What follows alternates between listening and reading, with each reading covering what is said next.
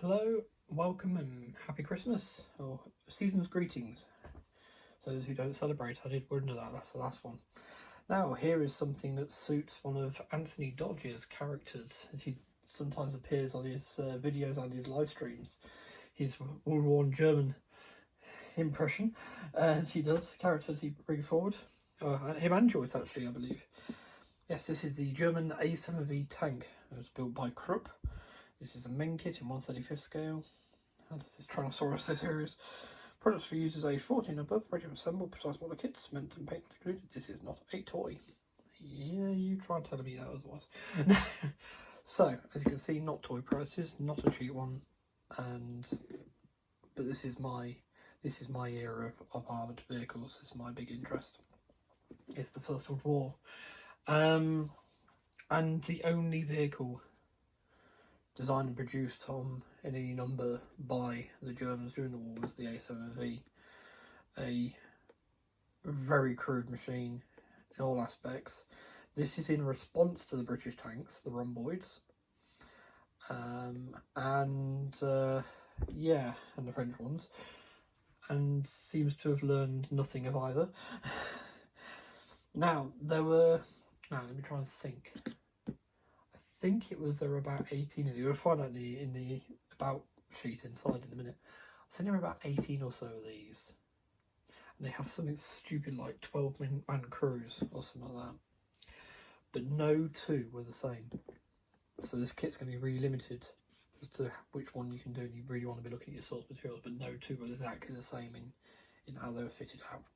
You got this same sort of basic shape and chassis, but yeah, no two were really the same. Or so I've read. If that's wrong, then let me know. But yeah, so here we are, cracking box art. Got some infantry advancing with it. Machine guns opening fire. Actually, the tank's the most effective weapon because you could fire it on the move and hit things.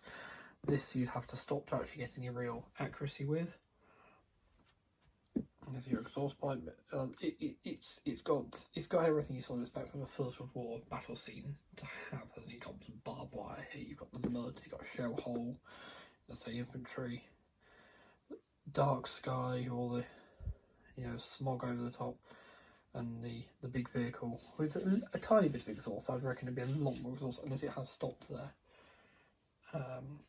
while it aims the main gun. I can't remember what. I think the calibre is like 57mm.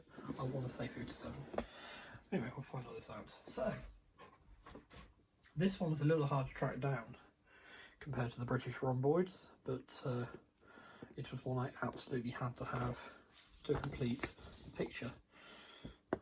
So there's the backstory in I'm not sure what language, I think it's Meng Chinese, I don't know.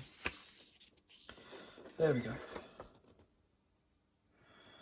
So some of a Holt tractor.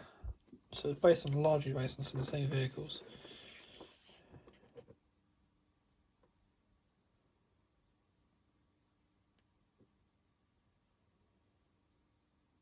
Only 20 were built. See, I wasn't far off. Only 20 were built.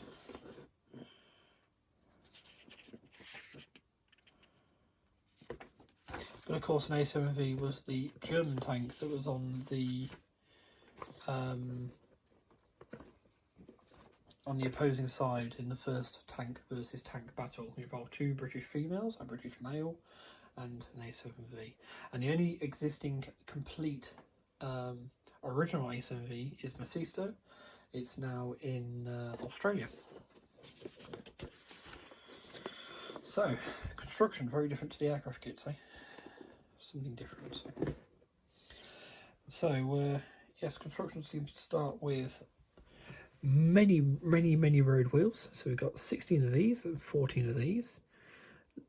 Left and right idler wheels, drive sprockets going together. Then building the bogies, as we'd probably call them here. The suspension system assembly all coming together. Quite a involved process, this.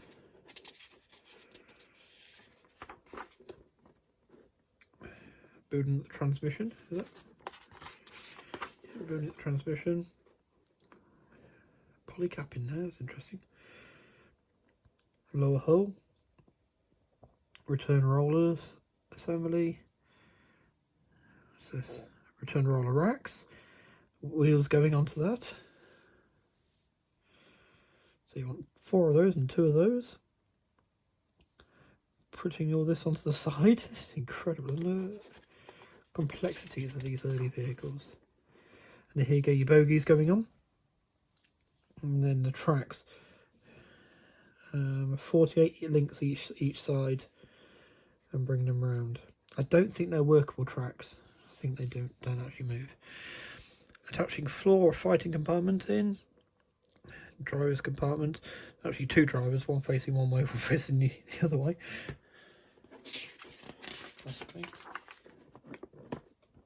Radiators. Right, you got a standard, very pre-First World War era, not the 1920s typical radiator. Attaching those. Huge things on this one. Sitting right over the engine, in a hot place to be. Here goes the main gun.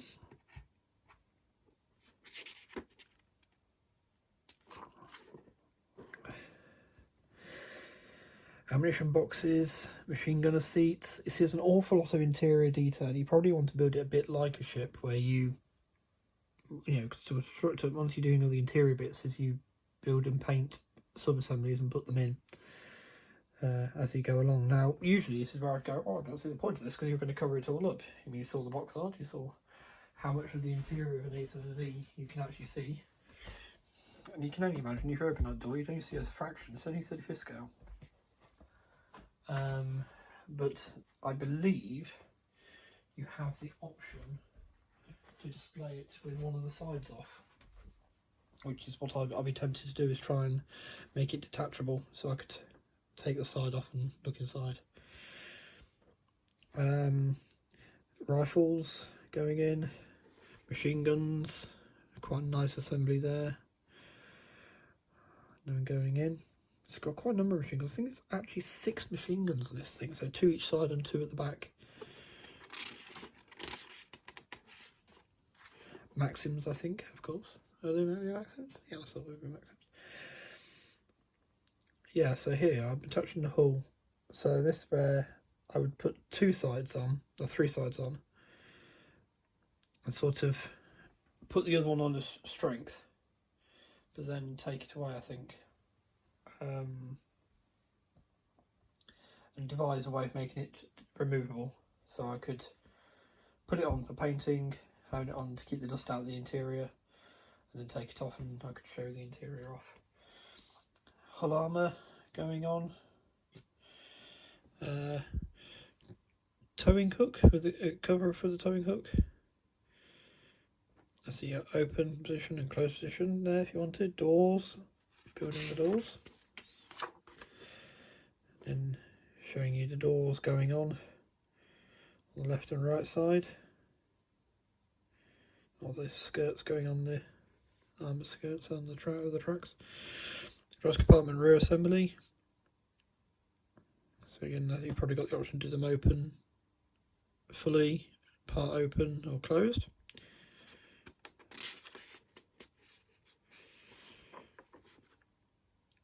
Side windows. Top RMA assembly.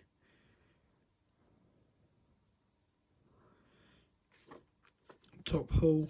I wouldn't call that armour. I doubt it was armoured on top. I really do doubt it was armoured on top. This thing must have weighed a ton. Bath, you know. Quite a heavy vehicle. Attaching the hull together. You see, that's alright, but it's got to be the side. It's got to be the side, and yeah.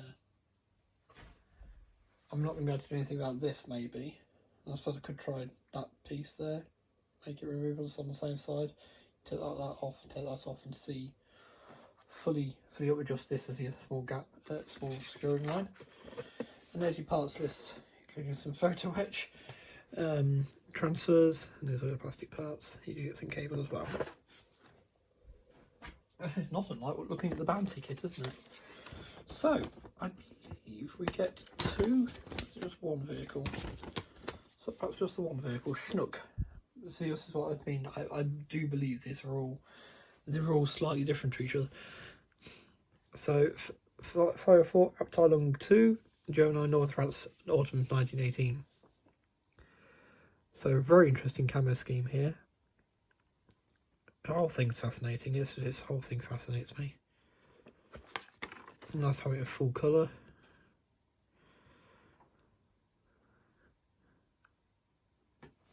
Yes, fascinating. And this gives you an idea of the size. So if I get a standard sort of paintbrush here, gives you an idea of scale.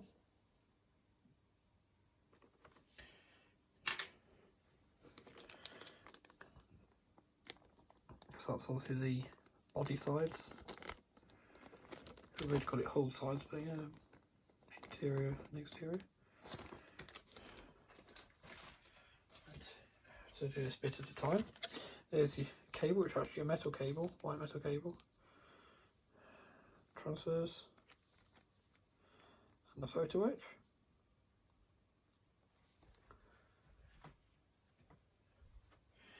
Now here you have the front and rear. You got the area for the main gun. So the upper part of the hull. It's a beautiful detail inside. It'd be a real shame to have to hide it.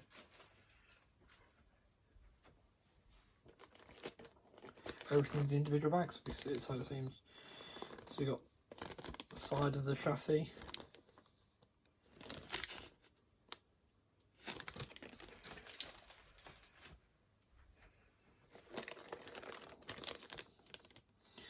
It's part of the radiators. There's your bogies. This is the the gearbox in that area. So I can actually see an engine assembly. A quick stick through. Does it actually come with an engine after all that? Or is that something I have to get separately?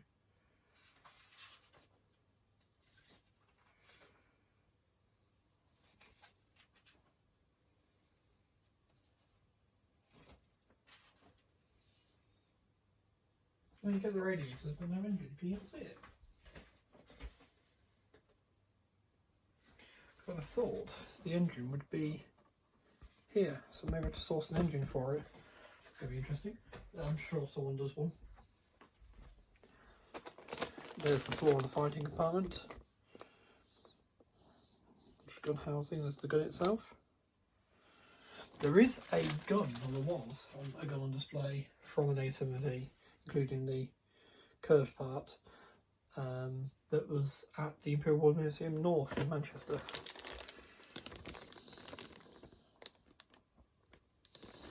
There's the driver's cab. Some ammunition or something there. I won't try and guess it too many times because I'll get them wrong. So, this looks like some wheels. Oh, see wheels. That sort of assembly. There's some rifles. There's your radiators and drive sprockets. Radiators are huge, aren't they? And there's machine guns there. Ammo belts. Things like probably the whole sprue is probably entirely machine gun assembly. Yeah, very, very intricately detailed. I've never built a Meng kit, I would admit.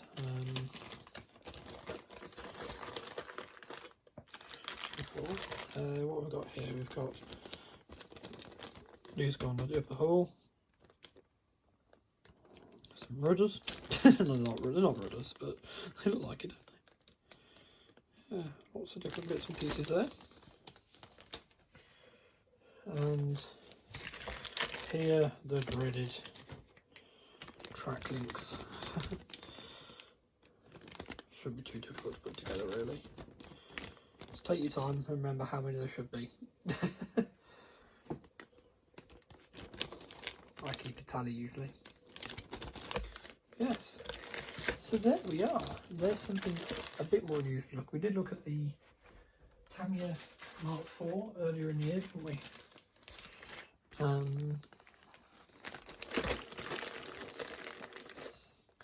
I turned them all upside down as I took them out. And yes, a very, very interesting vehicle. And I'm really glad I got hold of one. I believe, if I remember rightly, it wasn't necessarily the one I wanted initially of this vehicle, and it was another version of the kit I wanted. But sort of like beggars and choosers, and you know, this thing, it needed to be represented in my collection of First World War armour. You know, there was no doubt in my mind about that. It had to be represented. But yes, so thank you for watching. Take care, stay safe and be well, and season's greetings. Bye.